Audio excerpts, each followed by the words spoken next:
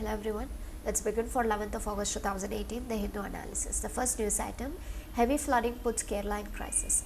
So we know that the Kerala is under the red alert right now and it's completely getting flooded up, and due to the flooding the people have lost their lives and also the particular properties accompanying to it. So here the state disaster management authority has issued the red alert, as we know, the 8th district following a heavy rainfall warning by the weather office. And here the Indian National Center for Ocean Information Service has also issued a tidal flooding alert for Kerala between the August 11th to 15th. So here they have to raise the shutters of the Cheruthoni Dam to release the excess water from the Idukki reservoir, so which is under the greatest problem. Over 6,500 families were expected to evacuated from the downstream areas of Periyar River up to the Aluva in the Ernakulam. The center reached out to Kerala offering a helping hand to tackle the situation, to which is the disasterful situation what the Kerala has been facing right now. So this is about it. The next one, AG slashes out the riots intolerance. This is with respect to the Attorney General is talking about an uncharacteristic public criticisms of growing violence and also the intolerance and rioting in the country, and he is telling that there was an incident of major rioting every week in the country. He is talking about the restlessness and the intolerance which is happening in the country, and also for two important things, Deepika Padukone's for a portrayal of the Queen Padmavati in the movie Padmavat, because one person had asked that if you get the head of Deepika Padukone, then the person would have been given a set amount to it, and Mr. Attorney General had put forth this particular issue before the court, asking that what happened to the person who was asking about the head of Deepika Padukone, what is the action that we have taken about such kind of a person. And he also referred to another one, that is the Kanvariyas had overturned the cars in the capital. So again, these were the important issues to what the Attorney General has put forth the Supreme Court, and talking about there is a lot of violence which has been growing in the country, intolerance and riots which in this country which has been completely out of control. So this is an issue what he has been put forth. Next, Kanchenjunga Biosphere Reserve enters the UNESCO list. So here we have the Kanchenjunga Biosphere Reserve of Sikkim. This is the highest biosphere reserve in the country that includes the third highest mountain peak in the world, that is Kanchenjunga, which is 8,586 meters. And now this has been included to the UNESCO's World Network of Biosphere Reserve. So with the inclusion of the KBR, it is one of the highest ecosystem in the world, which has reached an elevation of almost like 1,220 meters to 8,586 meters above the sea level. The number of the biosphere reserve what the country has is total 18, and right now the 11 is being included under the World Network of the Biosphere Reserves. So the last biosphere reserve which was actually added was Agastyamalai Biosphere Reserve in Kerala in 2016. The first one was Nilgiri Biosphere Reserve which was included, and as I told, we have 18 biosphere reserves and 11 are being included into the WNRB. So this will actually boost the unique ecosystem of the Sikkim on two counts. One is the collaborative research and also the tourism. So by having this as a development, it will boost the international research collaboration relating to the flora, fauna and the ecosystems of the KBR, with a population of almost about 6 lakh and gets 15 lakh tourists annually. So here 2,931 square kilometer area of the KBR, 1,784 square kilometer is the core area of the biosphere reserves, and 835 kilometer buffer areas, that is like 311 square kilometer, comprises this transition area between the habitations and the biosphere reserves. So here basically they are spoken about the breakage of the core area, the buffer area and also the transition areas. So here the KNP, that's a Kanchenjunga National Park, which comprises a core area of the KBR, was inscribed as a first mixed World Heritage Site in the year 2000 recently, and 8% of the core lies in the alpine zone and the remaining portions are located in the Himalayan wet temperate and the subtropical moist deciduous forest. This is again giving a more detailed aspects of the Kanchenjunga National Park. Biodiversity hotspot, the Kanchenjunga Biosphere is one of the world's 34 biodiversity hotspot that has a good species diversity with high levels of endemism, with many mountains, peaks, lakes, caves, rocks, stupas and the hot springs. So many species which has been a part of it are protected under the Wildlife Protection Act at their home in the KBR, and this includes a red panda, snow leopard, Himalayan black bear, herbivorous species of the musk deer, great Tibetan sheep, blue sheep, burrell, and the barking deer. So these are the important animals which comes under the animal diversities, and they have been protected under the Wildlife Protection Act. So this is about the Kanchenjunga Biosphere Reserves.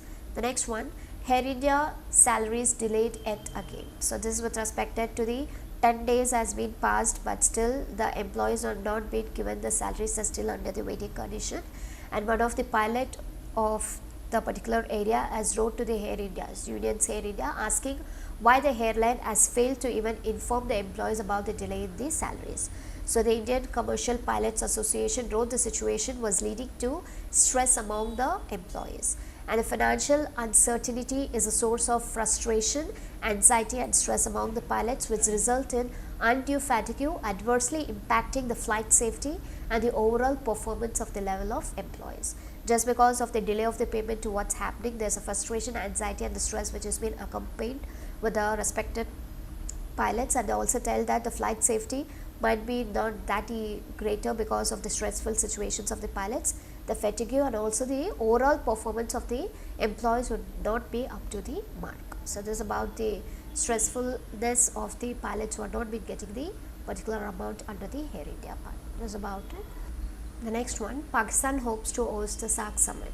So here the Pakistan is likely to boost its role in the SARC under the Imran Khan government, because we know that the elections which has given new roots to Imran Khan, the former cricketer.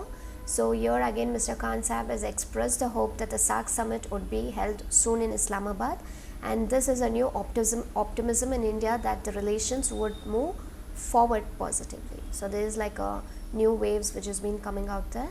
And the next one, US cuts military training with Pakistan. So this is basically with respect to the Trump administration has quietly started cutting all the scores of Pakistan officers from coveted training and educational programs that have been an hallmark of bilateral military relations for more than a decade.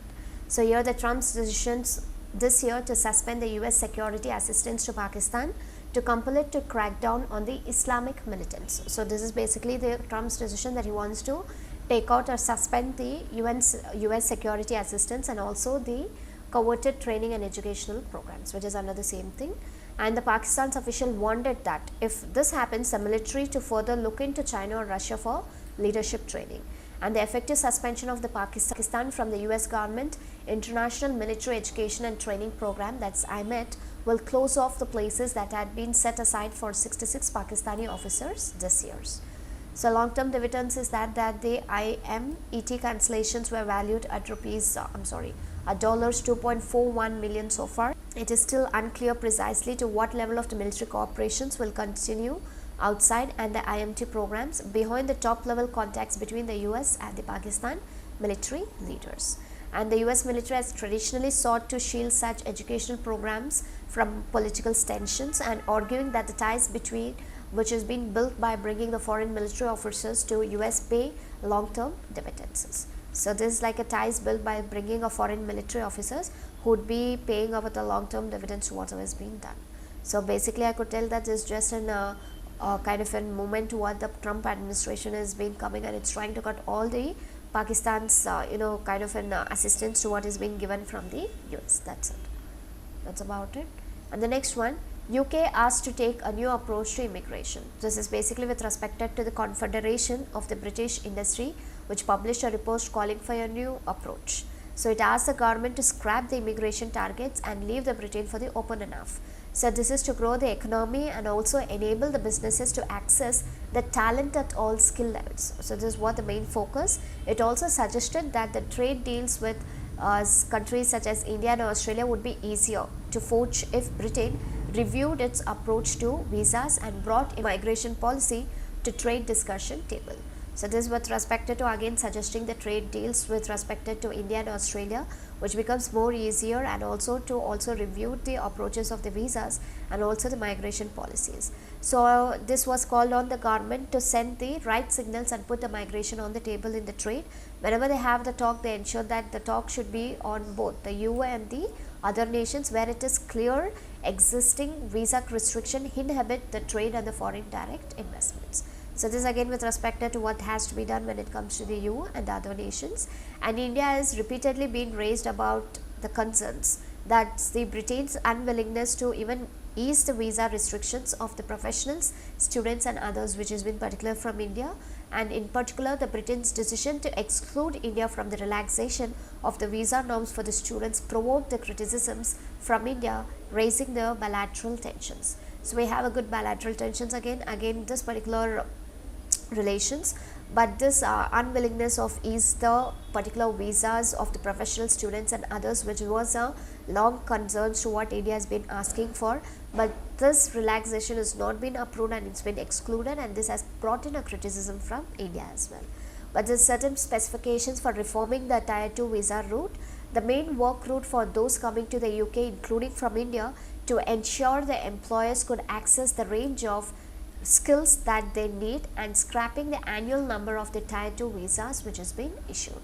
So this is the very important recommendations which has been come up, and the government recently took the doctors and nurses out of the annual limit which was used to be there, but with the EU workers living the UK in the larger numbers, the demand for the Tier 2 visas has risen, leaving the businesses unable to hire the talent they needed. So this is with respect to the government has actually taken out the doctors and nurses out of the annual limit first, and the EU workers who are leaving the UK in larger numbers with respect to the demand of Tier 2 visas, where the businesses which are required to have that talent unable to hire those talents, whatever has to be done. So this is about it. Just go through them, you'll understand the story about what's it. And next, 500,000 Venezuelans fleeing crisis enter Equator.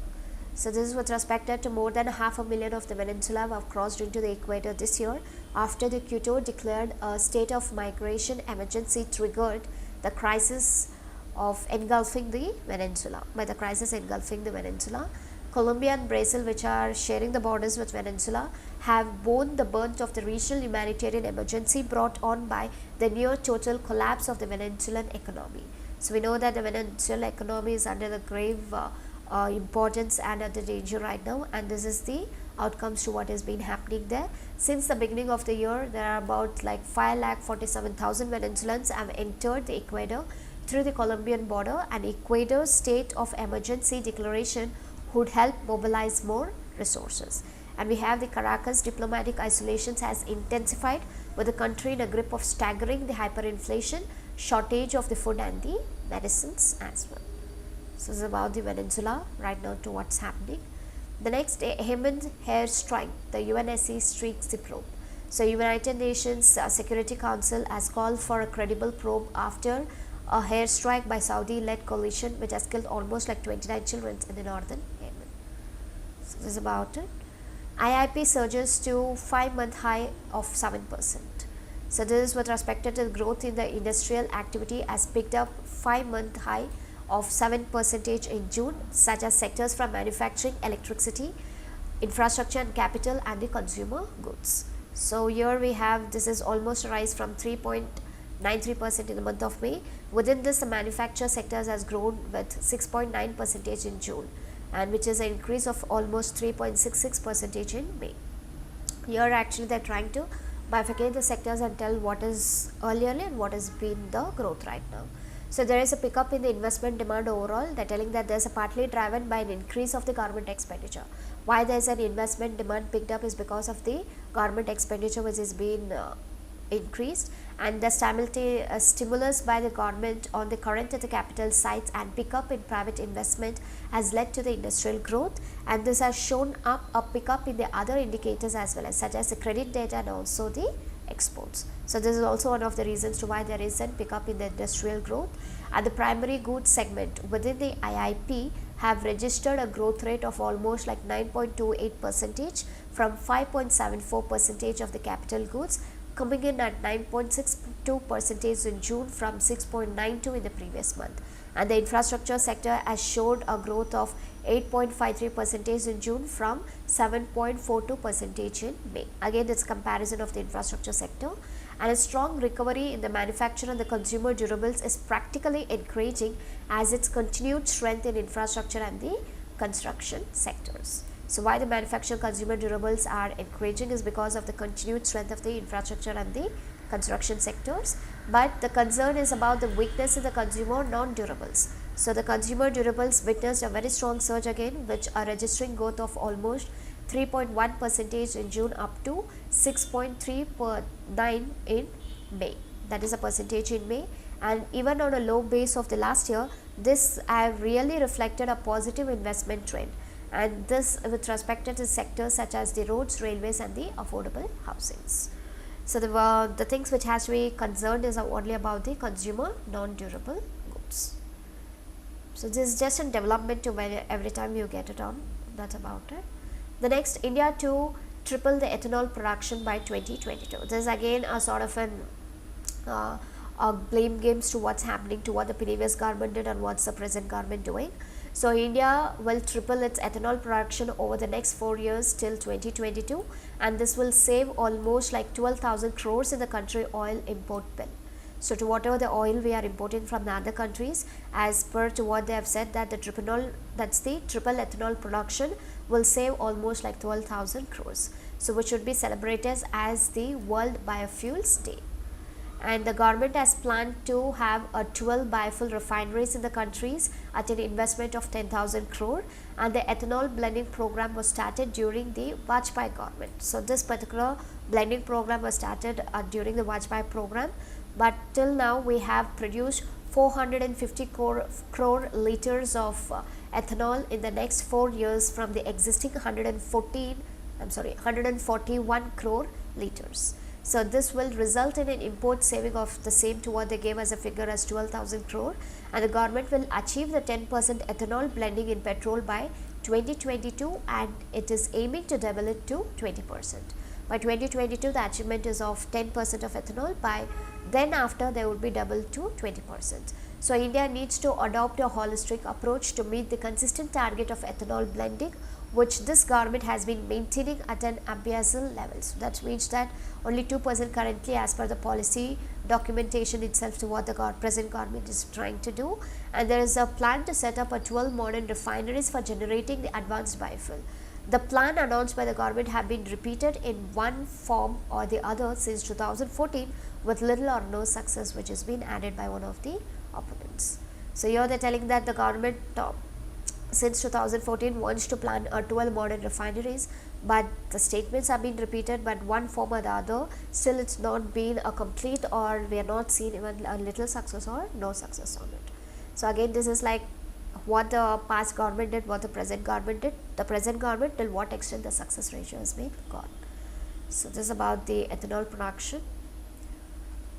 So these are the news items, and the question for the day: locate Idukki Dam. You have to locate the adjoining particular areas and also the district accompanied with it, and main roles of the Attorney General of India. You have to explain in 30 words. So these were the important news items for the 11th August 2018. Thank you.